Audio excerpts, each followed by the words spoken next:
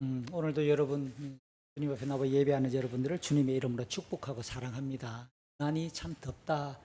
또는 이게 더위와 관련되는 이야기가 많은 여름이었는데 조금씩 가을이 다가오고 있음을 느낍니다. 오늘도 우리가 하나님의 시원한 은혜를 사모합니다. 설교 말씀을 같이 나눌까요? 열왕기하 8장입니다. 열왕기하 8장 16절부터 29절. 오늘 새벽에 이 지수면을 포함해서 동부 5개면에 정전이 있다고 안내 문자가 왔던 불안을 하는 뭔가가 있는가 봐요. 그 안에 전체적으로 불이 한번 나갔다가 왔었는데 좋습니다. 열왕기하 8장 16절부터 29절입니다. 열왕기하 8장 16절부터 29절. 제가 8장 16절을 쉬운 성경을 읽을게요. 가지고 있는 번역 성경대로 여러분 읽으셔도 좋습니다. 8장 16절 제가 먼저 읽어요. 우리 29절까지 한 절씩 나눠서 읽습니다. 아합의 아들 요람이 이스라엘 왕으로 있은 지 5년째 되는 해에 요사밧의 아들 여호람이 유다의 왕이 되었습니다. 여호람이 왕이 되었을 때 그의 나이는 32살이었습니다. 그는 예루살렘에서 8년 동안 다스렸습니다. 그러나 여호람은 아합의 딸을 아내로 맞아 들인 탓에 아합의 집안이 행한 것처럼 이스라엘 왕들의 길을 그대로 따랐습니다. 여호와께서는 자기 종 다윗 때문에 유다를 멸망시키려 하지는 않으셨습니다. 왜냐하면 주께서는 다윗과 그의 자손이 영원한 나라를 가지게 될 것이라고 약속하셨기 때문입니다. 8장 20절입니다. 여호람이 유다를 다스리고 있을 때에 에돔이 유다에 반역했습니다. 에돔 백성은 자기들의 왕을 따로 세웠습니다. 그래서 여호람은 모든 전차를 이끌고 사일로 갔습니다. 밤중에 에돔 사람들이 여호람과 그의 전차 부대를 에워쌌습니다. 여호람이 일어나 에돔 사람들을 공격했으나 그의 군대는 자기 장막으로 도망쳤습니다. 이처럼 에돔 사람이 유다를 배반해서 오늘날까지 에돔이 유다의 지배를 벗어나 있습니다. 그때에 림나도 유다를 배반했습니다.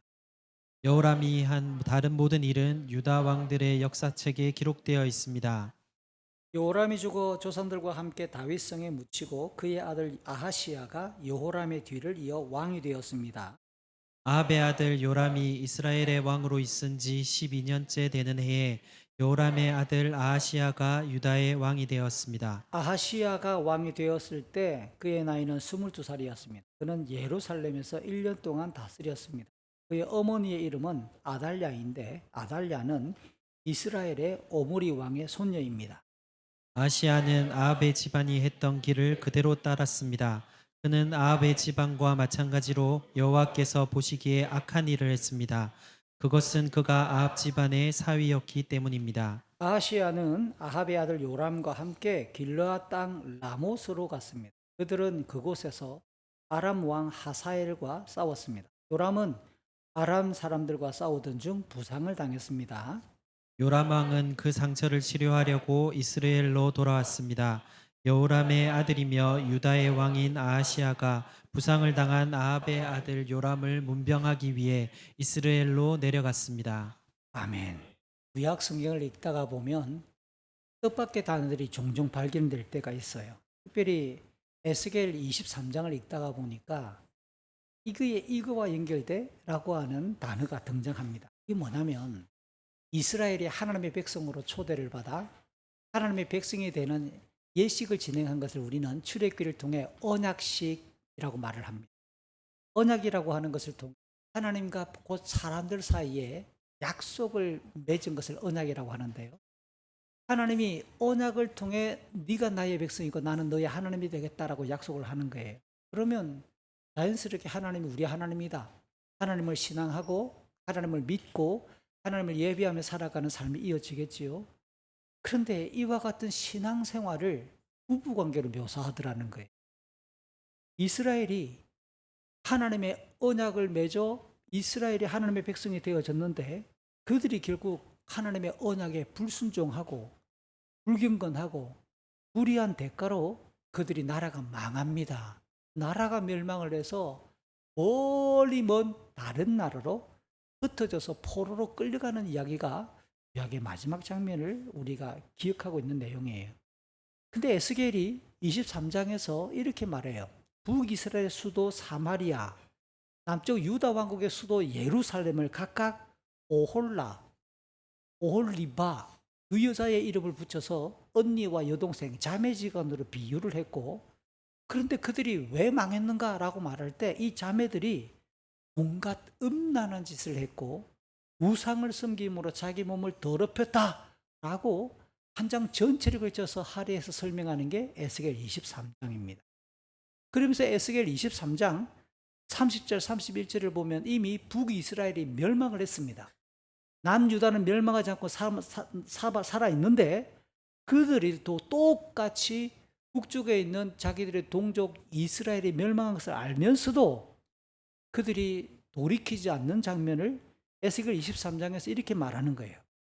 예루살렘을 보고 말하는 겁니다. 너의 음란한 죄 때문에 이 모든 일이 너에게 일어날 것이다. 내 몸이 더럽혀진 것은 내가 그들의 우상을 섬겼기 때문이다.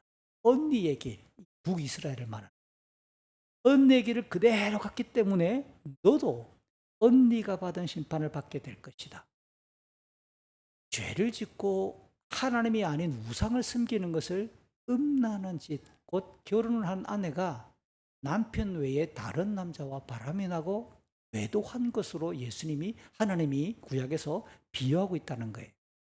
같은 내용으로 호세아 선지자도 마찬가지예요.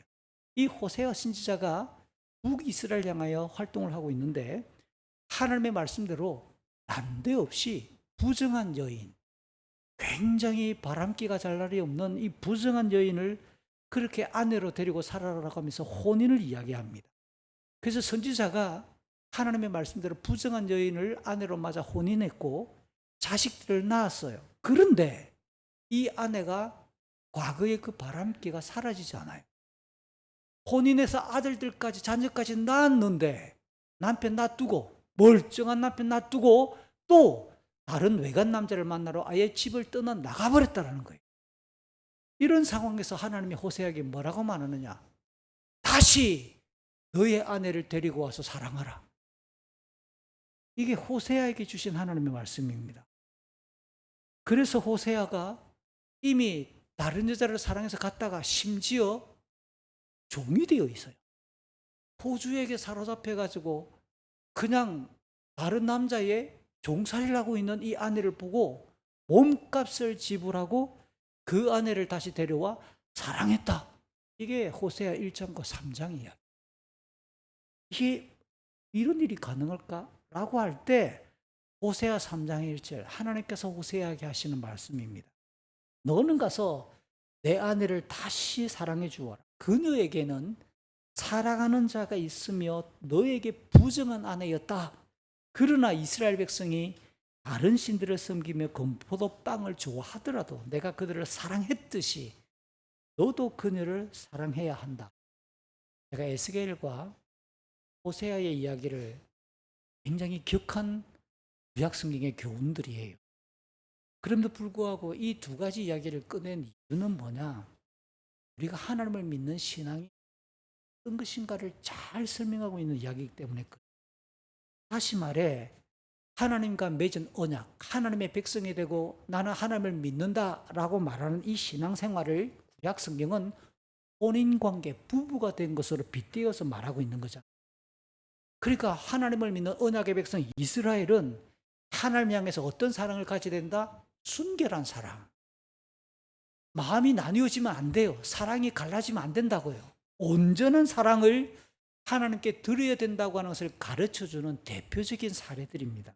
만약 그렇지 않고 하나님과 언약을 맺은 백성이고 하나님을 믿는다고 하면서도 다른 신을 쫓아간다. 우상을 믿는다. 아니면 다른 것에 자기 마음을 빼앗겨버렸다. 이게 좀 들어서는 안 될 예화긴 하지만 이런 거죠.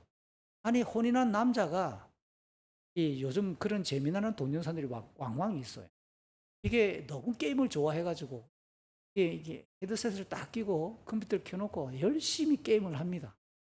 아내가 전화를 했어요. 딱 보니까 한참 게임을 하고 있는데 점수를 하고 컴퓨터 게임을 하고 있는데 아내 전화가 오니까 그냥 덮어두고 모른 척하고 계속 하는 거죠. 사실은 아내가 바로 옆에서 또 전화합니다. 그렇게 열심히 하다가 딱 보니까 또 아내가 또 덮어서 그래도 이제 아내가 화가 나가지고 헤드셋을 던져놓고 팍 날리면서 컴퓨터를 망가뜨리고 나가버리는 거죠. 이게 뭡니까? 이게 뭐냐? 부부관계가 혼인을 했다고 말하는 것은 우리 잘 못하긴 하지만 마음으로라도 어쨌든 집중해야 되는 거 아니에요. 이게 다른 대상에게 마음을 빼앗기고 나눠지기 시작하면, 에너지가 나눠지기 시작하면 이건 사랑은 깨지는 거란 말이에요. 이것을 제가 이야기했던 대로 구약 성경은 하나님을 믿는 우리의 신앙의 모습을 돌아보게 만드는 내용이에요. 하나님을 믿는다고 하면서 다른 것들의 마음을 빼앗기고 하나님을 사랑하는 것보다 그 마음들이 갈라지기 시작할 때 영적인 간음이다. 무섭지요? 부정한 행위다. 라고 구약 성경은 가르쳐요. 왜냐하면 왜 그러면 하나님께 집중해야 될까요?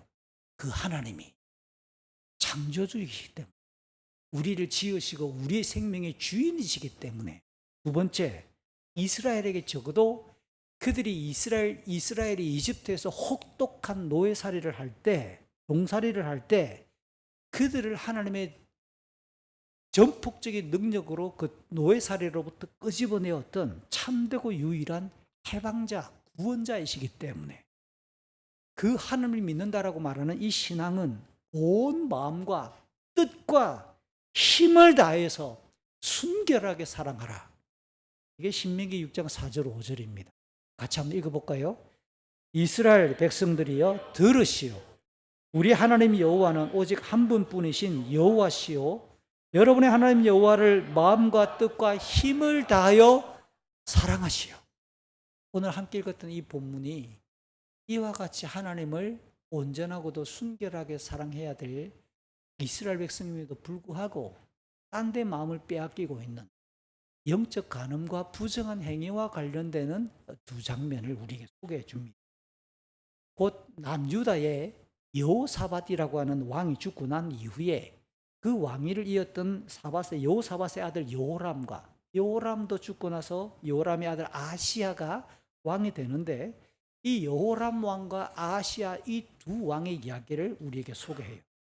이 두 사람은 공통적으로 지금 한창 여호와를 버리고 바알이 우리의 하나님이다라고 하면서 우상 장려 정책을 힘차게 뻗쳐나가고 있던 북쪽 이스라엘의 아합 집안과 연대해서 여호와 보시기에 악을 행하는 장면들을 우리에게 소개해요. 저는 오늘 이 본문의 내용을 조금 전에 이야기했던 것처럼 우리가 하나님을 믿는 경건, 신앙이 어떠해야 될 것인가라는 관점에서 순결한 사랑, 하나님 향한 온전한 사랑, 그것이 참된 경건이다라는 주제로 말씀을 나누고자 해요. 지난주에 살폈던 8장 1절부터 15절 직전에 이 문맥을 정리해 보면 경건했던 수넴 지역의 그 귀부인 여인이 가뭄과 기근을 피해서 이웃 지역으로 갔다가 7년 만에 돌아왔습니다. 7년 만에 돌아왔더니 세상의 집과 모든 토지가 소유권이 말소돼 버렸어요. 소유권이 사라져 버리는 겁니다. 그리고 그것을 왕에게 찾아가 호소해서 되찾는다는 이야기죠. 또 하나는 아람의 왕권이 벤하닷이라고 하는 왕에서 하사엘로 왕권이 넘어가고 바뀌는 내용이었어요. 이 두 가지 내용을 살피면서 하나님은 개인과 가정의 일뿐만 아니라 국제적인 일들, 모든 세상의 일들을 하나님은 주권적으로 섭리하시는 분이다라는 사실로 함께 우리가 살펴보았더랬어요. 지금 우리가 한참 오늘 39번째 열왕기상 1장부터 열왕기하 8장까지 왔는데 제가 39번째 설교하는 시간이에요. 지금 살피고 있는 열왕기라고 하는 이 성경은 하나님과 언약을 맺은 백성 국가인 이스라엘이 다윗 왕이 죽고 난 이후에 그들이 멸망할 때까지 왕들을 중심으로, 왕은 나라의 대표니까 어떻게 살아왔나, 왕들과 그 이스라엘 국가가 어떻게 하나님을 신앙해 왔는가, 그들의 경건의 실상을 평가하는 성경이 열왕기 상하예요. 그래서 제일 중요한 문장이에요. 열왕기상 1장부터 열왕기하 25장까지 모두 47장입니다. 47장을 읽어 나가다가 왕들의 이야기, 국가의 상황, 사회의 이야기를 꺼낼 때 제일 중요한 문장이 반복되는데 여호와 보시기에. 여호와께서 보시기에. 이건 여호와 하나님이, 제가 조금 전에 설명할 때 왜 이스라엘이 하나님을 지고지순하게 사랑해야 되는가라고 할 때 그들의 주인이기 때문에, 그들의 구원자이기 때문에. 그럼 하나 더 붙여야 돼요. 심판자이시기 때문에. 하나님은 주인이시기 때문에, 창조주이기 때문에 자기가 지었던 이 우주 만물 그리고 우리 인생을 성경은 낱낱이 공의롭게 심판하시는 분이라고 가르치잖아요.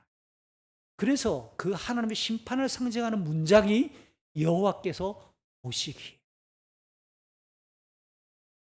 대학을 다니던, 지금부터 한 30, 한 5, 6년 전입니다. 한 세대가 훌쩍 지나갔네요. 청년 시절에 성경을 통독하다가 열왕기상을 여호와께서 보시기에를 자꾸만 밑줄을 그었어요. 나중에 숫자를 세어봤습니다. 몇 번 나오는. 그러니까 이 문장 하나에 꽂혀가지고 몇 날 며칠 동안 무서워지는 거예요. 한 번밖에 없는 인생인데, 내가 지금 20대 초반의 대학생인데 내 삶을 어떻게 살아야 되지?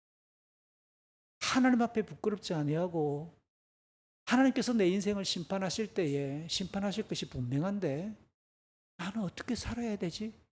하루하루 반복되고 치열하게 진행되는 이 땅의 삶을 어떻게 살아야 실수 없고 후회 없는 삶일까에 대해서 한 가을 전체를 저는 고민했던 적이 있어요. 그래서 열왕기상하를 대할 때마다 청년 시절 뜨거웠던 그 가을이, 되게 그 가을은 지나갔던 여름날들보다 더 뜨거웠더래요. 가을 전체를 여호와께서 보시기에 그 한 문장 가지고 강의실에 들어가든 뭘 하든 예배에 참석하든 그 문장이 정말 제 심장에 불을 지르는 것 같은, 계속 사라지지 않는 문장. 그 말씀에 붙들려 캠퍼스를 다녔던 청년 시절이 생각이 납니다. 동시에 열왕기서에서 이 하나님의 평가와 심판을 진행하는 자가 나타납니다. 누굴까요? 하나님의 말씀을 전하고 하나님의 살아계시며 하나님이 전능자라는 것을 눈으로 보여주는 자들, 그들을 선지자라고 말할 수 있습니다. 그래서 열왕기서에 특별히 선지자들의 활약이 비중 있게 다루어집니다. 우리가 지금 한참 살피고 있는 엘리사, 직전에 그의 스승 엘리야의 이야기가 열왕기상 17장부터 열왕기하 8장까지, 열왕기상 1장부터 열왕기하 25장까지 전체를 펼쳐놓고 한가운데 딱 배치해놨어요. 이게 이 문장의 구조, 문학의 구조가 왜 한가운데에 이들의 사역을 딱 비중 있게 했을까요? 그리고 열왕기상이 22장, 그리고 열왕기하가 25장, 합쳐서 47장입니다. 챕터, 장으로 따져볼 때. 그런데 이 엘리야와 엘리사의 사역을 집중적으로 보고하고 있는 이 내용만 해도 모두 16장이에요. 이후에 엘리사가 죽는 장면이 이제 열왕기하 뒤에 가면 또 나옵니다. 그런 장까지 틀면 장수가 더 늘어나요. 그러나 이 두 사람의 사역을 집중적으로 보도하고 있는 것만 16장, 30%죠. 이런 내용을 보면 이 엘리야와 엘리사의 사역은 하나님의 백성으로서 지켜야 될 믿음, 경건, 언약을 집중적으로 그들에게 강조하고 있는데, 그 언약의 내용을 가장 집중적으로 기록한 성경이 신명기예요. 신명기의 교훈을 바탕으로 남쪽의 유다와 북쪽의 이스라엘 왕, 그리고 그 당시 이스라엘 백성들의 영적인 상황들을 하나님의 목소리로 평가하고 눈으로 뒤다보고 있는 거예요. 그러면서 하나님의 징벌과 하나님의 보상을 선언해서 하나님은 절대로 자기 백성을 버리지 아니하시는 언약의 신실하신 하나님을 드러내고 있는 내용들입니다. 오늘 본문은 그동안 집중적으로 열거했던 엘리사의 사역을 잠시 쉬어갑니다. 멈추는 거예요. 그러면서 남쪽에 유다의 왕들을 소개하기 시작하는데요. 먼저 16절과 오늘 보면 17절을 보면 북쪽 이스라엘에서는 아합의 아들 요람, 원래 이 사람 이름은 여호람이에요. 여호람인데 조금 더 설명하겠지만, 요람이라고 하는 단축형 이름을 개역성경은, 우리 한글 성경은 쓰기 시작하죠. 아합의 아들 이 요람이 5년째 다스리고 있을 때에 남쪽 예루살렘을 중심으로 유다는 여호사밧이라는 왕의 아들 여호람이, 이름이 똑같잖아요. 여호람이 32세에 유다의 왕이 되어서 8년간 예루살렘에서 다스렸다라고 16절 17절을 말하고 있죠. 하시반 앞에서 열왕기하 1장 7절입니다. 여호사밧의 아들 여호람이 2년째 다스릴 때 북이스라엘에서도 같은 이름의 여호람이 왕에 올랐다라고 하는 기록을 입체적으로 두 개를 비교하다 보면 이게 뭐냐? 내 세계의 왕들은 어느 날 병이 심각하게 들거나 아니면 자기 왕위 계승 수업을 위해서 자기 아들을 왕 옆에 나란히 앉혀서 공동 통치, 동시에 통치하는 일들이 왕왕 있었거든요. 이런 내용을 비교해 보면 여호사밧 왕이 자기 아들 여호람과 함께 옆에 나란히 앉혀두고 공동 통치를 쭉 진행했다. 그리고 오늘 본문은 네 아버지가 죽었어요. 아버지가 죽고 여호사밧이 죽으니까 여호람이 오늘 본문은 단독 통치를 시작한다. 몇 년 동안? 8년간. 그 이야기입니다. 그러면 1장부터 시작해서 여호람이 아버지랑 공동 통치했던 기간이 6년이에요. 6년간은 공동 통치를 하고 오늘 본문부터 단독 통치를 하는 것이 8년이라는 내용을 이렇게 여러분 참고하시면 성경 읽고 좀 깊이 연구하는 분들에게는 도움이 될 듯합니다. 공교롭게도 북쪽에도 여호람, 남쪽에도 여호람. 이게 좀 우연치고는 좀 뭔가 좀 냄새가 좀 나지 않으세요? 이름이 똑같습니다. 그러니까 이 열왕기서를 가만히 읽다가 보면 북이스라엘의 여호람 왕을 두 번째 이후의 표기에서 3장 1절부터는 헷갈리지 않도록 요람으로 단축형 쓰기 시작해 줍니다.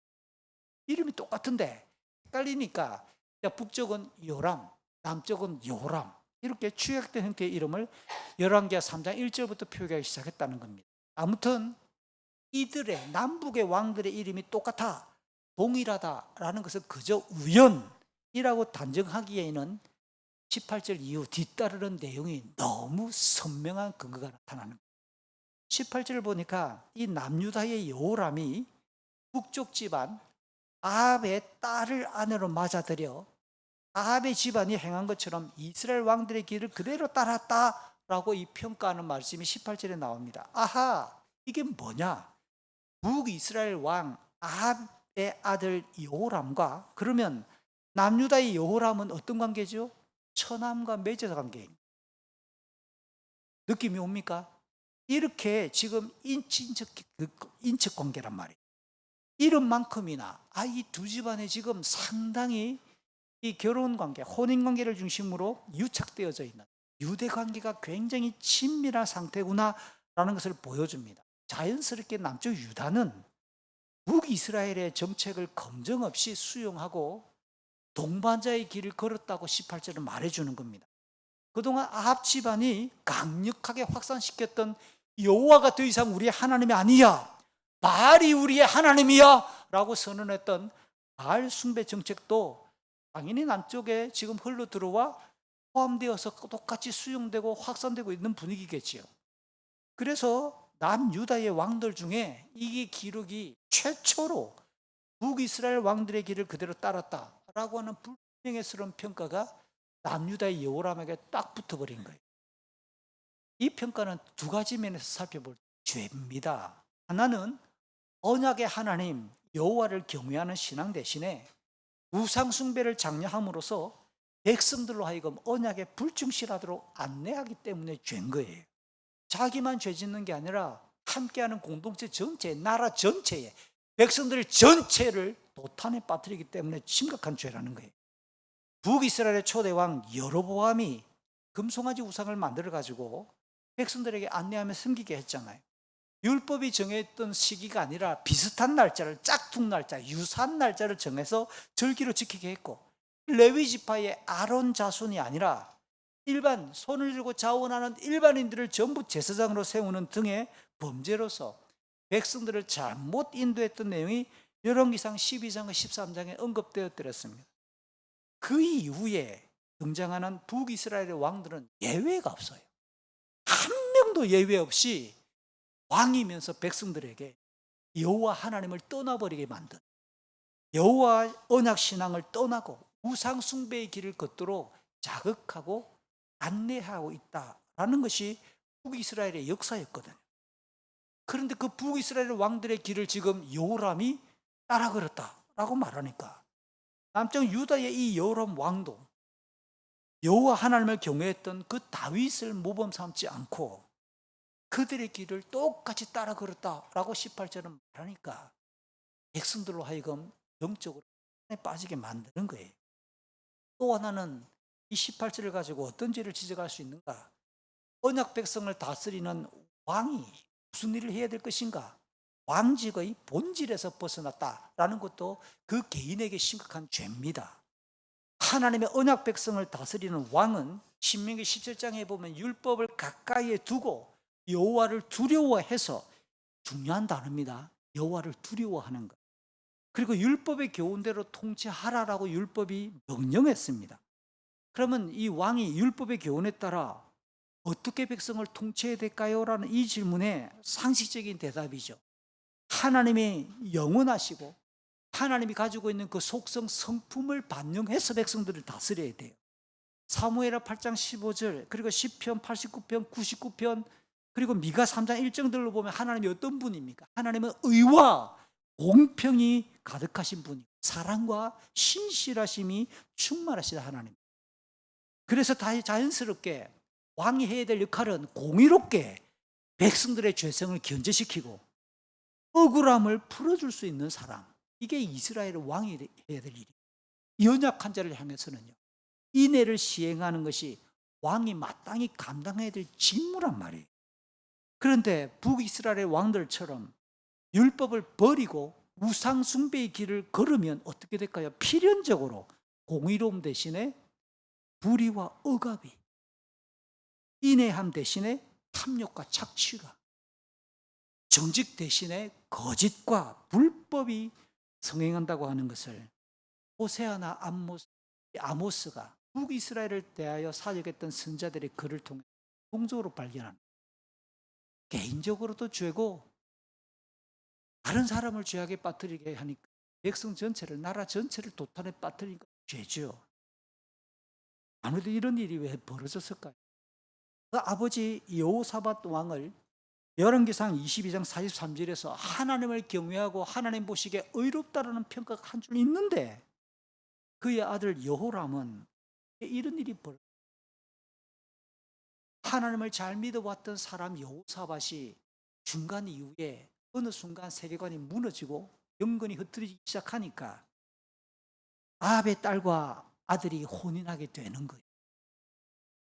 그러니까 이게 아버지의 역할인지 여호람 본인의 주장인지 이 두 가지는 직접 하나님께 가서 우리가 물어봐야 될 상황이긴 하지만, 결과적으로 여호람이 아합의 딸과 혼인한 것은 영적인 중심이 어두워지고 흐려졌다는 것이 틀림없는 사실이 오늘 본문이 강조하고 있는데, 아합이, 북이스라엘의 아합 왕이 바알의 나라 시돈 공주 이세벨을 아내로 맞아들여서 열왕기상 16장과 20라고 말합니까? 아내 이세벨 때문에 더 아합이 악해졌다고 말하잖아요. 그것처럼 유다의 왕 여호람도 아합의 딸로 인해서 개인과 나라 전체를 영적 어둠으로 부어갔어요. 사랑하는 결혼한 우리 부부에게 묻습니다. 대답은 여러분 스스로 마음속으로 하십시오. 내가 혼인 이후에 내 아내를 만났고 내 남편을 만난 이유고 혼인 이후에 내 신앙이 더 경건해졌다라고 말하는 사람은 정말 복받은 사람이에요. 오늘 저녁에 맛있는 거 사십시오. 대정자매가 홍태를 딱 쳐다봤습니다. 홍태의 표정. 죄송해요. 딱 얼굴이 마주쳐가지고. 그렇지 않은 사례가 많아요. 그렇지 않은 사례가 역순이. 저 남편을 저 아내를 잘못 만나면 이게 인간적인 우매한 우리끼리의 평가입니다. 우리끼리 가십거리. 저 삶이 무너지고 있구나 라는 경우가 너무, 하나님의 뜻을 격려하고 부르심의 길을 선하게 걷도록 돕는 배필, 창세기 2장이 말하는 이잖아요. 돕는 배필. 여호람은 도리어 혼인을 통해 적극적으로 북이스라엘의 악행을 수입하고 따르게 만드는, 그에게 하나님의 혹독한 징벌이 임하겠지요. 그럼에도 불구하고 19절은 놀라운 선언이, 여호와께서는 다윗 때문에 유다를 멸망시키지 않으신다 라고 이 19절에는 다윗이 하나님께 서원했던 그것들을 지금 열거하고 있어요. 일찍이 사무엘하 7장에 보면 다윗에게 하나님께서 약속하신 것이, 이 다윗의 후손이 영원토록 다스리는 나라를 약속하셨어요. 그럼 왜 하나님은 다윗에게 그 어마무시한 엄청난 복을 약속했을까요? 그냥 다른 거 다 떼고 사무엘하 7장만 읽어보면 답이 어디에 나오느냐? 어느 날 다윗이 하나님께 소원을 품은 거 아니에요. 내가 하나님의 집 성전을 짓고 싶다. 아무도 지금까지 그런 소원을 품은 적이 없는데, 이스라엘 역사에서 다윗이 어느 날 갑자기 하나님의 성전을 지어야 되겠다라는 그 소원만 품었어요. 실제 지은 건 아니고요. 하나님이 그 소원을 들으신 그날 밤에 이와 같은 약속, 너의 후손이 영원토록 왕이 끊이지 않아. 그래서 제가 종종 유치원식으로, 유치부 대하는 식으로 이야기하잖아요. 하나님께 복 받을 생각을 하시라고요. 하나님께 복을 받을 소원을 품으시라고요. 제발. 하나님께 복을 받을 생각을 할 때 하나님이 그 생각을 우리에게 빌립보서 2장 13절 이루어 주시는 능력도 주시고, 그 소원이 이루어짐으로 하나님께는 영광이요 우리에게는 놀라운 은총이 개인과 가문 대대로 흘러갈 만한 것이 만들어질 거 아니에요. 저는 아무리 이 역사를 살펴볼 때 역사를 공부하는 이유가 그게 있는 거잖아요. 다윗에게 하나님께서 그렇게 이야기합니다. 너의 이름 그리고 너의 후손이 영원토록 끊어지지 아니할 왕권과 나라를 이어가게 해주고, 그러면서 뭐라고 약속하시느냐? 7장 14절 15. 너의 후손 중에서 누가 혹시 언약에 불성실하고 죄를 짓는다 하더라도 내가 사울처럼 왕권을 바꿔서 다른 집안으로 왕을 넘기지 않겠다. 하나님이 좀 특혜를 베푸는 거죠. 어떻게 이렇게 특별한 혜택을 베푸실까? 그러면서 하시는 말씀이, 혹시 너의 후손 중에 하나님을 제대로 믿지 않고 언약에서 하더라도 내가 다른 사람, 인생을 들어서 채찍과 매질로 삼아주고, 그러나 나라 전체를, 왕권 전체를, 너희 집안에서 왕권을 다른 집안으로 반역이 일어나지 않겠다는 겁니다. 왕권을 떠넘기지 않겠다고 약속하시는 거예요. 그럼 지금 우리가 열왕기하 8장을 다루는데요, 북쪽 이스라엘만 놓고 보세요. 북쪽 이스라엘은 여로보암의 집안이 다스리기 시작하면서부터 지금까지 3번 정변이 일어나, 집안에, 왕권의 집안이 3번 바뀌었다는 뜻이에요. 지금은 4번째 오므리라고 하는 사람에 의해 시작된 오므리 왕조가 지금 이어지고 있어요. 오므리의 아들 아합의 아들 요람, 오므리 왕조가 지금 진행되고 있거든요. 반면 남유다는 때로는 우리가 지금 살펴보는 것처럼 그들의 역사 안에서 왕이 불경건하고 불의합니다. 그럼에도 불구하고 여전히 다윗의 후손이 다스리고 있고, 이를 통해 하나님은 자기의 약속을 신실하게 이어가시는 하나님이심을 스스로 증명해 주는, 그렇다고 범죄한 유다의 이 여호람 왕을 하나님이 가만히 내버려두면 어떻게 되죠? 하나님의 공의에 어긋나는 거예요. 그러면 하나님께서는 이 여호람을 어떻게 징벌하실까요? 다윗 언약에 포함되었던 것처럼, 사무엘하 7장 15절에 포함되어 있는 것처럼 다른 사람을 통해 괴롭힘을, 고통을 겪게 하는 거죠. 채찍과 막대기로 이 유다를 징벌하신다. 그게 구체적으로 20절, 오늘 본문 21절, 22절입니다. 유다의 지배를 받고 있던 이웃 나라들이 독립하게 되고 유다가 국제적으로 그들의 위세가 약해지는 내용. 에돔은 여호람에 붙인 여호사밧 시절에 역대하 20장을 읽어보면 자세하게 설명이 나와요. 이 에돔이 모압과 이웃 암몬과 함께 구슬러서 연합체를 만들어가지고 유다를 침략하러 가자. 그럴 때 왕이 여호사밧이었어요. 이 여호사밧이 경건했다는 말이 역대하 20장에 보면 나옵니다. 이 에돔과 모압과 암몬이 연합해가지고 침입하니까 여호사밧이 어떻게 대항했는가? 군대 총집결 하기 전에 하나님께 나가 기도합니다.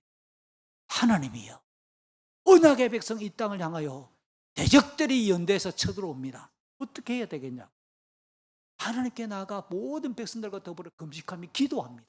그때 하나님께서 특별한 섭리를 베풀어서 이 연합했던 사람들, 쳐들어온 나라를 하나님의 권능으로 그냥 멸절시켜버리는 거예요. 놀라운 이야기입니다. 때때로 우리의 인생에 어떤 문제가 예상치 못하게 너무 헝클어지고 꼬여가지고 답답할 때가 있어요. 아무리 봐도 이렇게 할 수도 없고 저렇게 할 수도 없고 문제가 꼬일 때가 있죠. 그럼 여러분 어떻게, 제가 늘 제안합니다. 저도 지금 그런 일이 몇 가지가 있어요. 밤잠을 설치게 만들고 속에 그냥 악몽으로 나타나 아무리 봐도 길이 안 보이는 일이 있어요. 그러면 여호사밧처럼 하는 거예요. 모든 거 스톱. 내가 할 수 있는 거 잠시 눈을 감고 하늘을 보고 막혔습니다. 할 수 있는 일이 별로 없습니다. 제 머리도 굳었고 생각도 안 나고 길이 안 보입니다. 하나님, 그거 찾아오셔야 합니다. 하나님 살아계심을 보여주십시오. 하늘의 지혜를 구하는 거예요. 아멘.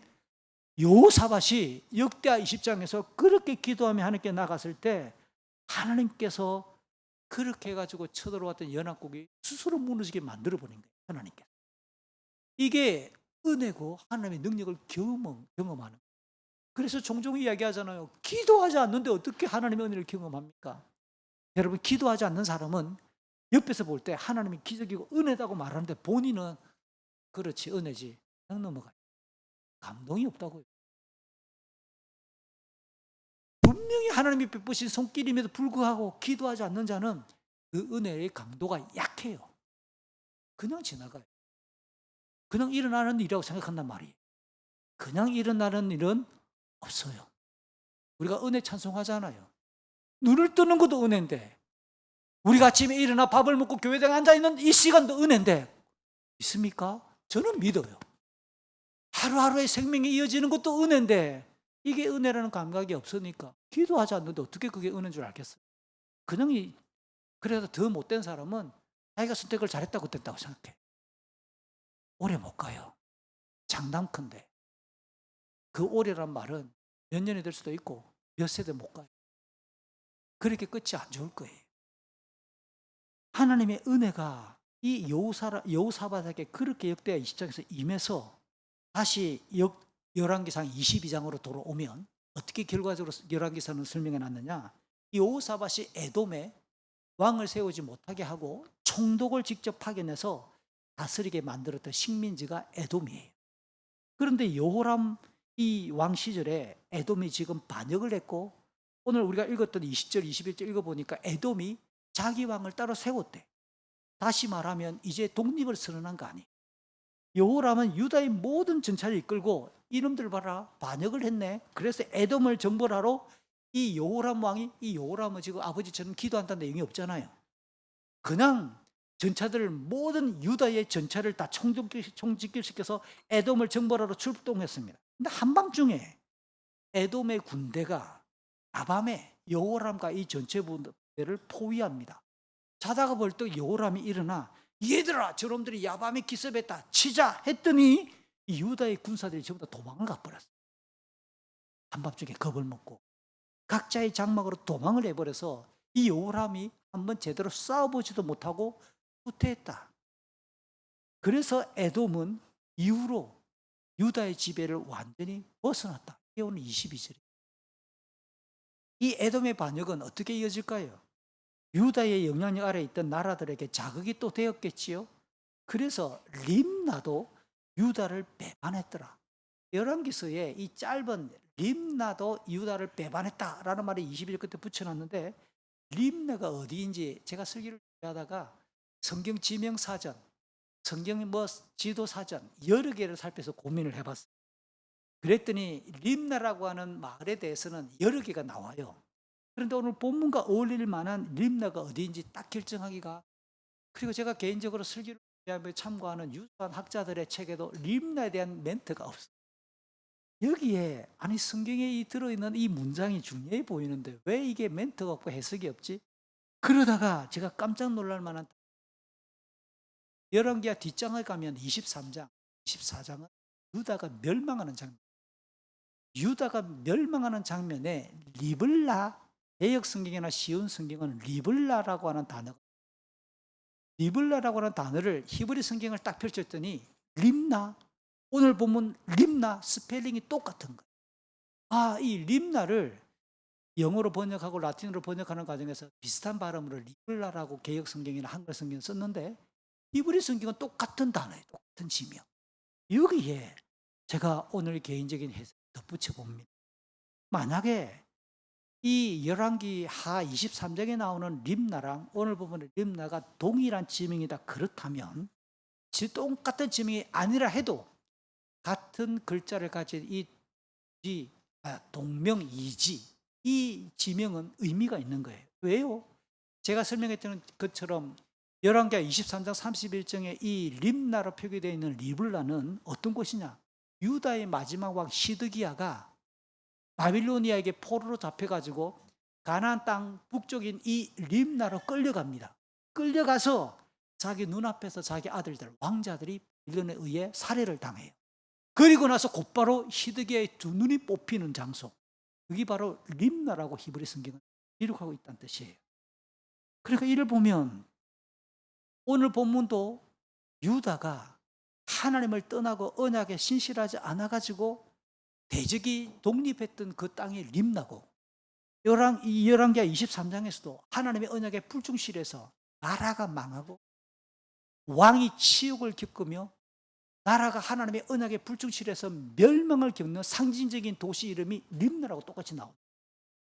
이런 걸 연결시켜 보면 이들은 오랫동안 이 림나가 아마 다윗에게 또는 솔로몬에게 이 유다에게 조공을 바쳐왔을 거예요.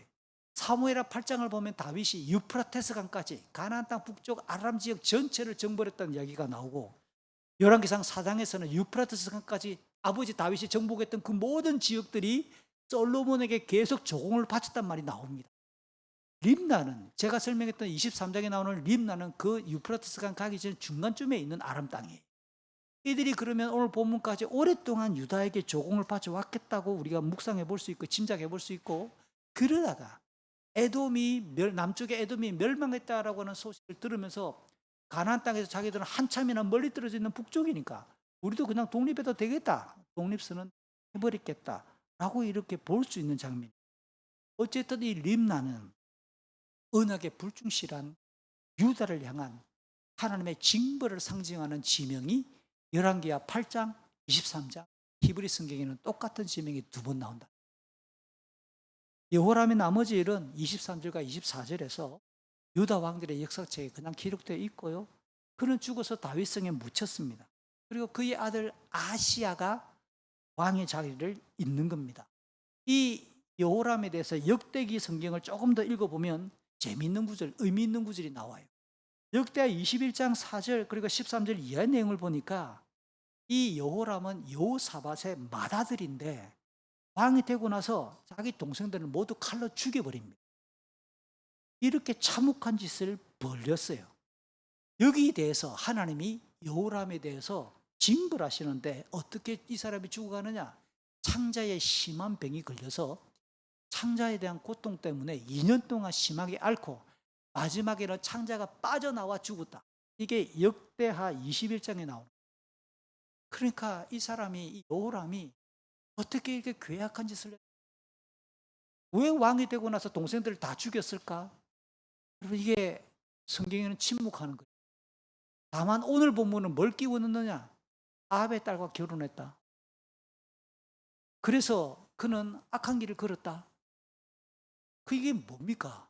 북이스라엘이나 이런 사람들은 보고 세상의 왕권을 가지고 자기 왕권을 지키기 위해서 동생들이 넘버지부터 다 죽여버려. 이게 만약에 독단적인 결정이지 아내의 부축이 무서운 거예요. 여호람 이름의 뜻이 놀랍게도 여호와께서 존귀되다. 우리를 통해 여호와의 이름이 존귀하게 되게 합니다. 이게 여호람이 전혀 이름값을 하지 못한 왕, 아합의 딸을 아내로 맞아들이고 북이스라엘의 불의한 정책을 검증 없이 수용함으로 다윗 왕권과 유다의 이 왕국을 어둡게 만든 사람. 이 같은 그의 불균가는 모습을 다시 반추해 보면 아버지 여호사밧, 이 여호사밧이 아합과 친밀하게 지냈던 것에서부터 비롯되었겠지요. 그러면 하나님을 잘 믿었고 기도하며 그렇게 대적을 물리쳤던 여호사밧이 왜 갑자기 북쪽에 눈을 돌렸을까라고 할 때 여호사밧은 아합의 통치 갑자기 짧은 시간 안에 눈부시게 발전하는 껍데기, 외형적인 그 북이스라엘의 어떤 물질적인 폭력을 잠시 보았을 수도 있습니다. 그것 때문에 이 남쪽의 여호사밧이 북쪽과 좀 친밀하게 지내고자 했을 수도, 눈에 보이는 것에 현혹되는 겁니다. 그러나 하나님을 경외하는 성도는 영적으로 어둡고 부패한 세상에서 빛과 소금으로 살라 주님이 말하잖아요. 그런데 도리어 불의하고 어두운 이 세상에 동화되기 시작하면 그의 경건은 빠른 속도로 부패하게 돼요. 여호사밧과 이 여호람은 영적으로 어두운 북이스라엘의 선한 영향력을 주기는 커녕 남쪽에서 불을 떼어서 선한 영향력을 북쪽으로 옮겨주기는 커녕 거꾸로 북쪽이 그 어둠을 받아들여서 그냥 그들은 어둠에 갇히고 말았다는 거예요. 사랑하는 후세대의 성도요, 우리가 세상을 밝히고 있는가? 세상에 우리 개인과 가정에 흡수해 우리도 스스로 어둡게 지나가. 저는 오늘 전반부를 통해 자신에게 물어보자고 제안합니다. 오늘 본문 뒷부분 25절부터 마지막 29절까지는 북이스라엘의 아합 집안의 이 영향력이 끝난 게 아니고요, 계속 남아있는 거예요. 계속 남아서 남유다를 어둡게 만드는 이야기가 이어집니다. 우울하죠. 25절과 26절은 이 여호람의 왕의 뒤를 이어서 그의 아들 아하시야가 남유다의 왕이 되었고, 그쪽에는 북쪽에는 아합의 아들 요람이 12년째 계속 다스리고 있다라고 하는 내용이 25절, 26절입니다. 그런데 3장 1절 지나왔는데요, 북쪽에 이 요람이 몇 년 동안 왕으로 통치하느냐? 12년. 12년 동안 왕이 돼서 다스린다라고 했는데 오늘 본문 보니까 요람 12년이에요. 그럼 오늘 본문 지나면 북쪽 이스라엘의 요람은 죽는다는 뜻입니다. 그러니까 오늘 이 본문은 이 죽음, 남북 왕들의 죽음과 관련될 만한 일들이 기록될 거예요. 흥미로운 것은 지금 남쪽의 왕 이름이 아하시아예요. 여러분, 이 아하시아 이름 혹시 기억나시나요? 아합의 아들로서 지금 북쪽을 다스리고 있는 요람의 형님, 아합의 또 다른 아들 그 왕으로서 2년간 북이스라엘을 다스렸던 왕 이름이 아시아였었어요. 혹시 기억납니까? 똥파리 왕에게 나 다쳤던 다리가 낫는가 물어보라 해라. 1장 2층 난간에서 떨어졌던 아합의 아들 그 사람이 내 다리가 나을 것인가 애굽으로 신 바알세부에게 물어보라 해라. 그 왕 이름이 아하시아였어요. 그 왕의 이름이 아하시아인데 오늘 남쪽에 보니까 남쪽 유다 왕의 이름도 아하시아야. 이게 어떻게 이름이 계속 겹치지요? 이런 내용들이 계속 성경을 연구하다 보면, 읽어 나가다 보면 우리로 하여금 주목하게 만드는 장면입니다. 그러니까 남유다의 아하시아 왕에게는 지금 북쪽에서 다스리고 있는 요람이나 요람보다 앞서 죽었던 아하시아는 모두 외삼촌들이란 뜻이에요. 남유다의 아하시아가 22세에 왕이 되어서 예루살렘에서 오늘 본문 보니까 고작 1년밖에 못 다스려요. 유다 역사에서 가장 짧은 통치 기간 1년. 그의 어머니가 누구냐? 힌트. 그의 어머니가 누굴까요? 힌트. 아버지가 아합의 딸과 결혼했다. 그럼 아들에게 어머니는 누굽니까? 아버지와 결혼한 그 여자겠죠. 그러니까 이 아하시아 왕의 어머니는 북이스라엘의 오므리 왕의 손녀이면서 아합 왕의 딸이에요. 그리고 오늘 본문에서야 이름을 밝히는데 이름은 아달랴. 앞에서 이 아달랴가 시집을 와가지고 자기 남편하고 결혼할 때, 여호람과 결혼할 때 그때는 실명 본명이 나오지 않다가 아합의 딸이라고만 나왔다가 아들 이야기를 꺼낼 때 그 엄마 이름이 아달랴다. 이 성경은 이렇게 재밌게 기술했을까요? 이게 뭐냐? 여러분 느낌이 오죠? 전반부에서 확인했던 것처럼 이 아달랴는 남유다의 여호람과 혼인을 해서 이 남편과 유다 왕국 전체에 영적인 흑암을 계속해서 불집혔던 어둠의 여자예요. 그런데 이 여자의 이름이 아들대에 가가지고 밝혀지고 된다라고 말하는 것은 남편 여호람에게 끼쳤던 영향력, 악한 영향력보다 아들 이후로 왕궁과 유다 역사에 어둠을 끼치는 것이 더 강할까요? 약할까요? 강하니까 여기 나타나는 거예요. 요즘 여러분 혹시 이런 거 보세요? 예전에는 우리에게는 전혀 듣도 보도 못한 이름들이 특금 때문에 유명해지는 사람들 나오잖아요. 그죠? 우리가 뭐 반머시기 목걸이가 6천만 원 한다는 거 알았을까요? 몰랐어요? 난 몰랐어요. 반머시기라 하더라. 이름을 딱 보니까 이게 네덜란드 계열이죠. 그쪽에서 뭔가 유명한 귀금속 회사겠죠. 그 가격이 6천만 원짜리라는 것도 이번에 알았죠. 뭐. 어떻게 알았을까? 그리고 점이 이렇게 컵처럼 생긴 그림이 4개. 이게 1억 원짜리 그림이라는 거. 혹시 여러분 이게 그 화가 이름 기억나세요? 화가를 욕할 건 아니지요. 이의환 씨. 몰랐습니다, 저는. 그런 화가 있는지도. 근데 그 그림이 이 김 씨의 요 여사의 오빠 집에서 발견됐다 하잖아. 근데 자기는 아이고 보더니 짝퉁 그림이다. 아, 그럼 내가 그림을 좀 내가 같으면 안 산다. 근데 그 진품 가격이 보증서가 나오잖아. 값이 1억이잖아. 1억이잖아요. 이런 이름들이 옛날에는 우리가 전혀 모르던 이름이야. 근데 갑자기 나와요. 이게 뭐지? 아버지하고 결혼했던 엄마 이름은 안 나오고 그냥 딸만 결혼했다. 누구 집에. 근데 그 여자의 이름이 아들대에 가서 드러난다. 이거는 이 아달랴라는 이름이 지금부터 얼마나 악녀짓을 하는가를 보여주겠다. 무서운 거잖아요. 이런 측면에서 아달랴 이름이 아들대에서 공개되기 시작하는 거예요. 그러면서 이게 생각을 해보세요. 어떻게 아들 이름을 죽은 오빠 이름을 갖다 붙이지? 아달랴가 시집을 와가지고 여호람과 결혼해서 살아가다가 아들이 태어났겠지요. 아들이 태어나서 이름을 붙이는데 자기 친정의 큰오빠 이름을 붙이는 거예요. 이게 아시아. 그래서 이름이 남쪽 아시아랑 북쪽의 아시아 왕과 이름이 같아지는 거예요. 이런 일들 저런 일들을 보니까 이 아달랴란 여인의 영향력이 개인과 가정과 뛰어넘어 나라에 어떤 영향을 미치는가. 과연 아버지 여호람의 뒤를 이은 아시아의 통치는 또 어땠을까요? 27절입니다. 그의 통치를 아합의 집안이 했던 길을 그대로 따르되 아합 집안과 마찬가지로 여호와 보시기에 악한 일을 했다. 이 아버지는 아합 집안처럼 북이스라엘의 왕들의 길을 따랐다. 아들 아시아는 아합 집안과 똑같이 하면서 여호와 보시기에 악했다. 어떤 평가가 더 못된 것 같습니까? 할수록 아들 때의 이 평가가 하나님 보시기에 더 악랄하고 더 어두웠다. 이와 같은 평가가 오늘 27절에서 나오는 겁니다. 그러면서 그가 아시아가 아합 집안과 밀착된 관계이기 때문이다 라고 27절 밝히는데, 쉬운 성경과 개역개정 성경, 한글로 된 성경들은 그가 아합 집안의 사위였기 때문이다 사위로 번역을 했습니다. 우리는 촌수가 굉장히 민감해요. 사돈과 사위는 글자 하나 차이지만 완전히 다른 개념이죠. 그러면 오늘 우리 쉬운 성경이나 개역 성경들을 읽으면 아시아가 아합 집안의 사위가 됐다 말은 아버지도 아합의 딸과 결혼하고 자기도 아합의 딸과 또 결혼했다. 이게 근친이 되잖아요. 이상해지잖아요. 그러니까 이게 좀 문제가 있는 해석이 될 수밖에 없죠. 그래서 영어 성경 여러 권을 제가 읽어봤더니 영어 성경은 조금 더 완만합니다.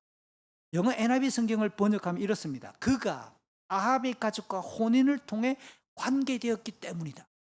자기가 결혼한 게 아니라 집안이 아버지나 누군가가 결혼해가지고 이 혼인관계 속에서 뭔가 악했다라고 하는 뉘앙스로 말했어요. 그래서 역시 히브리 성경을 제가 다시 직역해봤습니다. 그랬더니 히브리 성경의 하탄이라고 하는 이 단어는 사돈으로도 번역할 수 있는 단어예요. 그래서 이렇게 읽는 것이 훨씬 나아 보입니다. 그가 아합 집의 사돈이기 때문에. 이런저런 이야기로 읽을 수 있는 내용들입니다. 어쨌든 폭넓은 어떤 혼인관계를 나타내고 있는데요. 문맥상 아합의 딸인 어머니와 아합 집안의 영향력을 강조하고 있어서 아시아가 아버지처럼 아합 집안의 이 여인과 결혼해서 사유가 되었다기보다 아합 집안과 이런 어떤 관계 속에, 혼인관계로 맺어지는 어떤 관계 속에 이렇게 엉망진창이 되었다고 이해하는 것이 훨씬 더 적합해 보입니다. 어떻든지 유다의 왕 아시아는 어머니와 그 외가의 집안이 강한 영향력 속에서 자라났고 분별력이 있어야 될 22살의 나이가 되었음에도 불구하고 여전히 어머니와 아합 집안의 영적인 분위기에서 벗어나지 못하고 전폭적으로 그 모든 악의 물결을 수용하고 있는 양상이에요. 역시 역대기를 참고할 필요가 있는데요. 역대하 22장을 보니까 아시아가 요호람의 막내 아들입니다. 아라비아가 또 주변 나라와 함께 연대해가지고 이 유다를 쳐들어왔을 때에 형들이 모두 죽었어요.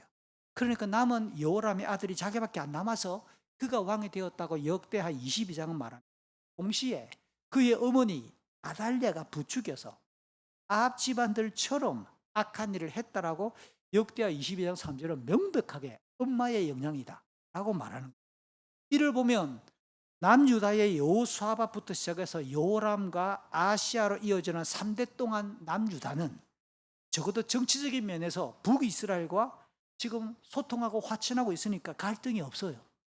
백성들이 보기에는 국제적인 갈등이 없고 전쟁이 없으니까 굉장히 태평천하처럼 눈으로 보일 거예요. 동시에 아버지 여호람과 아들 아하시아 시대는 혼인을 통해 친밀함 속에서 신앙적인 면에서도 북쪽과 지금 하나를 이루었어요. 그러나 여전히 예루살렘에는 성전이 있잖아요. 그 성전에서는요, 제사장과 레위인들이 진행하는 제사도 드려졌겠지요. 그럼에도 왕궁을 중심으로 북이스라엘에 얻은 이 영적인 문화와 분위기가 도입되고 퍼지기 시작해서 유다 전체의 경거는 지금 서서히 연기가 퍼져나가듯 혼란스럽고 혼탁해지고 있을 광경을 짐작하게 만듭니다. 이런 현상은 절대로 바람직하지 않잖아요. 하나님께서 지으신 백성들, 주권적인 능력으로 구원하신 이 백성들은 이사야 43장 7절과 21절에 의하면 하나님께 온전하고도 순결한 영광과 찬송을 올려드리는 것이 마땅하다고 노래하고 있어요. 하나님의 집인 성전 바로 곁에 위치한 유다의 왕궁 안에서부터 아합 지방과 같은 영적인 불경건과 악행을 저지르고 있는 이 왕을 하나님이 내버려 두시겠습니까? 28절 29절 마지막 두 절이에요. 아시아의 죽음이 예고되는데요, 이것은 북쪽 요람의 죽음도 같이 예고되는 장면이거든요. 그는 외삼촌인 북이스라엘의 왕 요람과 함께 길르앗 라못, 여러분 줄 쳐야 되는 지명입니다. 길르앗 라못으로 갑니다. 그들은 거기서 누구랑 싸우느냐? 또 줄 쳐야 되죠. 아람이라고 줄 치면 됩니다. 아람 왕 하사엘과 싸웠다.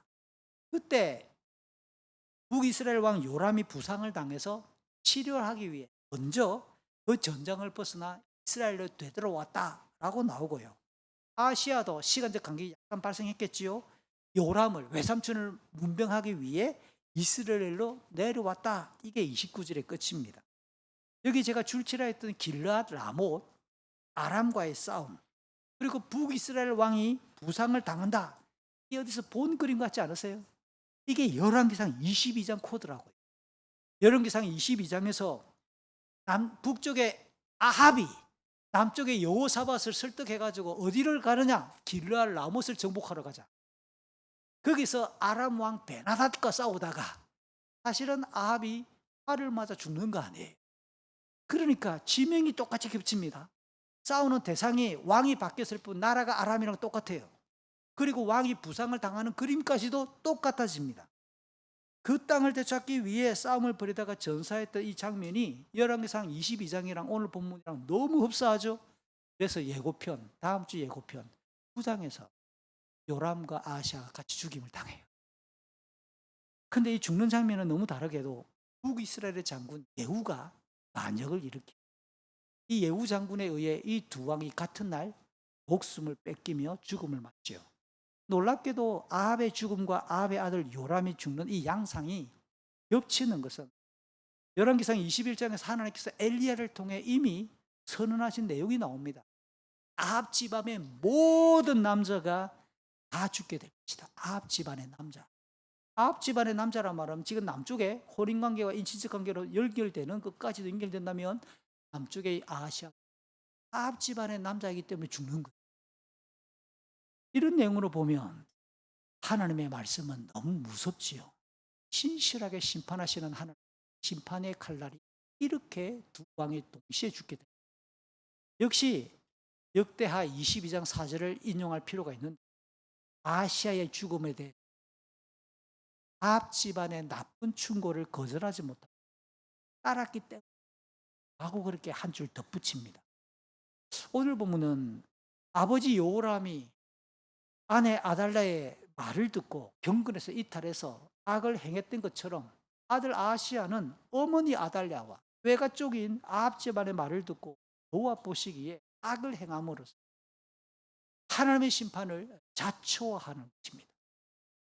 하나님과 언약을 맺은 백성이며 다윗의 후손이었지만 경건한 정체성, 하나님 향한 순전한 신앙을 지키지 못, 인간적인 관점에서 아버지, 할아버지, 모사아버지 뭔가를 현혹되어서 밀착하기 시작했던 그때부터 시작.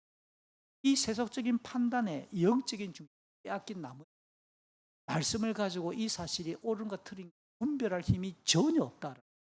참혹하죠. 오늘 살펴본 본문은 언약의 하나님 여호와를 버리고 바알 우상을 장려하는 북이스라엘, 이 아합 집안과 혼인을 통해 밀착된, 북이스라엘의 아합 집안과 혼인 밀착된 반유다의 왕궁 상황을 정리해 드렸어요. 아합의 딸이 유다의 왕궁으로 시집을 오니까 남편과 아들에게까지 불경건한 영향력을 행사하는 거예요. 물론 여호람 왕과 아하시아 왕은 악한 영향력을 스스로 분별하지 못한 책임도 큽니다. 그 영향력을 끊지 않았습니다. 자기 의지로서 악행을 수행했고 성전의 도시 예루살렘, 다윗의 후손이 다스리는 유다 왕국의 짙은 영적인 먹구름을 만들고 말았다고 우리가 정리해 볼 수 있습니다. 제가 설교를 시작하면서 온전하고 순결한 신앙이 되지 않을 때 영적인 간음입니다 라고 하는 에스겔과 호세아의 이야기를 우리가 이쯤에서 한번 정리해 봅시다. 하나님을 믿는 신앙생활, 우리의 경고는 우주 만물의 창조주이시면서 동시에 구원자이시고 반드시 인생을 심판하시는 그 하나님에 대한 바람직한 인식에서부터 경고는 출발한다고 늘 이야기했어요. 하나님이 어떤 분인가에 대한 지식, 하나님이 어떤 분인가에 대한 인식, 하나님이 도대체 왜 우리가 그분을 믿어야만 하는가라고 하는 기본적인 지식, 거기서 출발을 해요. 그러면 이 우리의 경건과 신앙이 출발을 해가지고 튼튼해지려면 어떻게 해야 될까요? 우리의 믿음이 무너지지 아니하고 견고해지고 단단해지고 바람이 불고 태풍이 나고 홍수가 나도 무너지지 않으려면 어떻게 해야 되냔 말이에요. 상식적인 이야기지요. 그 이야기는 뭐냐? 오늘 본문에 나왔던 것처럼 하나님에 대한 두려움. 하나님이 그런 분이라고 한다면 신앙은 하나님에 대한 두려움에서부터 자라기 시작하는 거예요. 그 두려움이 공포가 아니에요. 사랑을 담은 두려움이기 때문에 당연히 하나님을 사랑하는 거예요. 그리고 어떤 일들이 발생할 때마다 하나님을 신뢰하고 의지하며 맡겨드리죠. 그 신뢰, 하나님을 향한 두려움과 사랑과 신뢰가 우리의 믿음과 경건을 견고하게 만들고 강하게 만들고 튼실하게 만들어가요. 예수님은 마태복음 10장 28, 29절에 제가 방금 언급했던 말씀을 우리가 누구를 두려워해야 되나? 이 땅을 사는 동안 정말 우리가 두려워할 대상이 뭐냐? 몸은 죽일 수 있으나 영혼을 죽일 수 없는 사람들을 두려워하지 마라. 영혼과 몸을 함께 죽일 수 있는 그 하나님을, 우리를 지옥에 던질 수 있는 그 하나님을 마땅히 두려워할 것을 이야기해요. 그러면서 장마당에서 팔리는, 시장에서 팔리는 참새 2마리가 동전 하나에 팔리지 않느냐? 하나님의 허락이 없이는 그 하나도 이루어지지 않아. 모든 일의 주권과 섭리하시는 하나님이시라고 예수님이시잖아요. 저는 이번 가을에 이 가슴에서 하나님 향한 두려움, 그걸 한자로 경외라고 하죠. 하나님 향한 경외감이 좀 우리에게 살아나서 그럴 때 긴장이 생겨요. 깨어있는단 말은 영적 긴장을 말하는 거예요. 하나님을 두려워하지 않는데 무슨 긴장이 생기겠어요? 이래도 되고 저래도 되고 내 신앙에 대해서 내 결정에 대해서 이렇게 해도 되고 저렇게 마음대로 할 수 있지. 사사기잖아요. 자기 소원에 옳은 대로 살아가는 거죠. 하나님 향한 경외감이 바르고 경건한 건강한 경건에 우리의 중요한 어떤 요소라는 사실. 물론 이 땅을 살아가는 우리들에게, 성도들에게 특별히 주님의 재림이 가까이 다가오는 이 마지막 시대에는 하나님 향한 경건이 흐트러진다고 성경은 어떻게 흐트러질까요? 무엇이 앞서죠? 하나님을 두려워하지 않는 이유는 내 욕망이 앞서죠. 내 인간적이고 부패한 욕망과 세상의 가치가 자꾸만 우리에게 치고 들어오기 때문에 우리의 마음이 빼앗깁니다. 하나님을 두려워할 마음이 대신에 자꾸 저게 좋아. 그럼 그 좋은 것 때문에 내 마음이 희석되기 시작하는 거예요. 그래서 사도 바울은 뭐라고 말합니까? 사도 바울은 디모데서 3장에서 마지막 시대에 이 경건이 무력해지고 있는 모습을 안내합니다. 좀 긴 내용이지만 같이 한번 읽어볼까요? 마지막 날에 많은 고난이 있다는 것을 기억하십시오. 그때는 사람들이 자기 자신과 돈만 사랑하여 뽐내고 교만하며 다른 사람들을 헐뜯고 부모에게 순종하지 않을 것입니다. 또한 감사하지 않고 하나님께서 원하시는 사람이 되려고도 하지 않을 것입니다. 가까운 친구를 배반하고 성급하게 행동하며 교만하고 쾌락을 즐기며 하나님을 사랑하지 않고 겉으로는 하나님을 섬기는 채하나 실제로는 하나님을 경외하지 않을 것입니다. 여러분은 이런 사람들을 멀리하기 바랍니다. 무서운 사도 바울의 보입니다. 멀지 않죠. 딱 우리 시대에 어울리는 모습이라는 생각이 없이 드는 것은 왜일까요? 그럼에도 불구하고 저는 여러분에게 결론 삼아 말씀을 드립니다. 기독교의 바르고 경건한 우리 건강한 이 신앙은 몸과 마음을 다하여 하나님을 기쁘시게 하는 경건, 거룩한 삶을 힘쓰는 것은 예외가 없습니다. 사도 요한은 계시록 14장에서 그렇게 말하지요. 영광스러운 하늘에 이르게 된 그 승리한 성도들의 모습을 쭉 나열하고 묘사.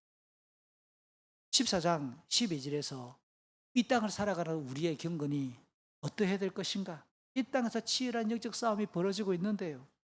하나님의 명령, 곧 하나님의 말씀을 인생의 절대 표준으로 삼고 예수 그리스도를 주 삼아 신실하게 따르면서 끝까지 믿음으로 참고 견뎌야 한다라고 우리에게 안내해 줍니다. 사랑하는 성도 여러분, 가을이 이미 있습니다. 이 가을의 영적 중심이 어떠한지 살펴보자고 제안합니다. 우리의 심령에 정말 하나님의 그 놀라운 그 영광과 그 찾아와서 나를 도와주셔야 할 일이 분명히 있을 걸요. 여러분 개인에게나 가정에 사회나 교회에 볼 때 기도해야 될 일은 분명히 있습니다. 하나님의 그 은혜를 사모하며 이번 가을을 맞닥뜨렸으면 좋겠어요. 하나님을 경외하는 것보다 더 간절한 소원이 마음에 자리하고 이 마음이 뺏기고 무너지고 있는, 내가 하나님 향하여 뜨거운 심령이 희석되지 않고 약해지지 않도록 딱 하나님께 붙어 있어서 내가 하나님 앞에 예배하고 그 말씀을 듣고 읽고 하나님께 기도하는 내 삶이 가장 기본적이죠. 그런 삶이 견고하게 우리 자리하고 살펴보시기 바랍니다.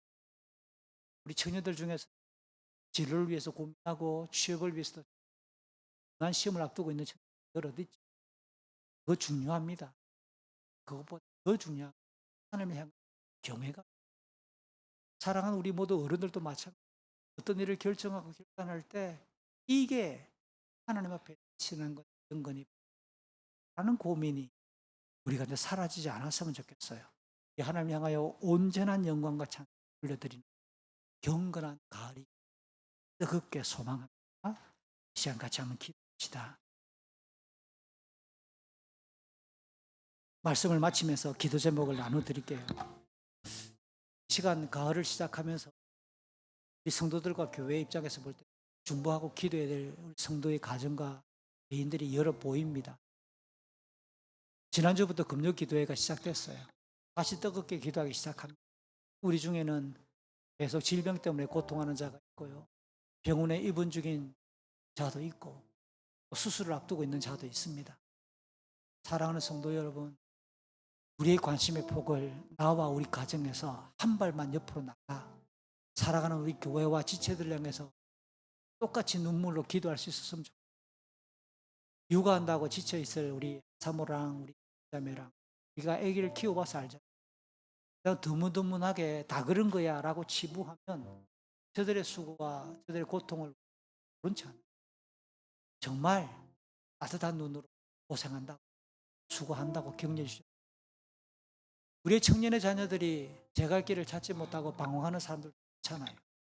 아직도 우리 가족 중에는 하나님을 모르고 예배하는 기쁨을 모르는 자들도 있잖아요. 사랑하는 성도 여러분, 멈출 수가 없는 거예요. 기도를 멈출 수가 없고, 혹시 여러분 주일 아침마다 일어나 교회당에 나올 때 감사가 충만합니까? 하나님을 향하여 감사하는 마음이 우리의 걸음을 교회당으로 인도하고 있느냐? 내가 그 하나님께 예배하는 이 시간이 정말 기쁘냐고요. 저는 세대교회가 우리 인생에서 그와 같은 교회 참 좋겠습니다. 이 시간 이 가을에 우리의 심령을 만져주시기를, 은혜로 채워주시기를, 주의 성령께서 우리를 붙들어 주시기를 같이 한번 기도하겠습니다. 들어가신 아버지 하나님 감사합니다. 우리의 심령을 하나님께 올려드리며 우리의 중심이 하나님을 향하여 경건하면서 이탈하지 아니하도록 아버지 하나님 우리를 도와주시옵소서. 참으로 하나님의 선한 그 뜻을 우리가 기억하며 주님의 그 영광들을 향해서 나아갈 수 있도록 도와주시되 우리의 심령이 마르지 않도록 도와주옵소서. 사랑하는 아버지 하나님, 우리의 걸음이 여호와를 경외하며 이 가을날 하나님을 뜨겁게 사랑하며 고백하고 예배하며 감격할 수 있도록 우리의 심령들을 만져주시옵소서. 우리 인생의 목적과 방향이 그 하나님의 영광을 드러내며 하늘께로 가는 것이란 것을 잊지 않도록 이 가을날 우리의 심령을 깨워주시옵소서. 사랑하는 우리의 자녀들이 하나님을 더욱 사랑할 수 있도록 우리 아이들의 마음도 만져주시고, 아버지 하나님, 우리의 청년들이 자기의 길을 준비하며 걸어갈 때 저들이 하나님의 실패하지 아니할 경건으로 하나님을 뜨겁게 사랑하는 그 경외함으로 자기의 길을 준비하게 해주시옵소서. 어린아이를 양육하는 우리 자매들에게도 권능을 더하시고, 수술을 기다리는 자들에게, 지금도 질병으로 고통하는 자들에게, 지금도 입원하고 있는 우리의 자들에게 아버지의 은총을 주시옵소서. 어떤 일을 결정함에 있어 하늘의 지혜를 공급하시고 하나님 기뻐하시는 선한 결정을 할 수 있도록 도와주시며, 우리가 함께 주의 몸을 이루어가는 우세대 교회가 하나님의 말씀으로 충만하며 기도에 뜨거워지게 하시고 하나님이 사용하시는 그릇이 되게 하여 주시고 하나님의 영광이 담기는 아버지의 집이 되게 하여 주옵소서. 주님, 가을을 시작하도록 우리를 이뤄주신 아버지, 우리의 심령이 마르지 아니하도록, 우리가 무너지지 아니하도록 주님을 향하여 참으로 뜨거운 심령으로 이 가을을 지나가도록 도와주시옵소서. 우리를 긍휼히 주시옵소서. 좋으신 아버지 하나님, 하나님의 은혜를 구하며 이미 시작한 이 가을이 하나님의 작품, 그 하나님의 손길에 이끌려 우리의 걸음이 이 가을날 들어갈 수 있도록 우리에게 경건함이 뜨거워지도록 도와주시옵소서. 우리 주 예수 그리스도의 이름으로 기도합니다. 아멘.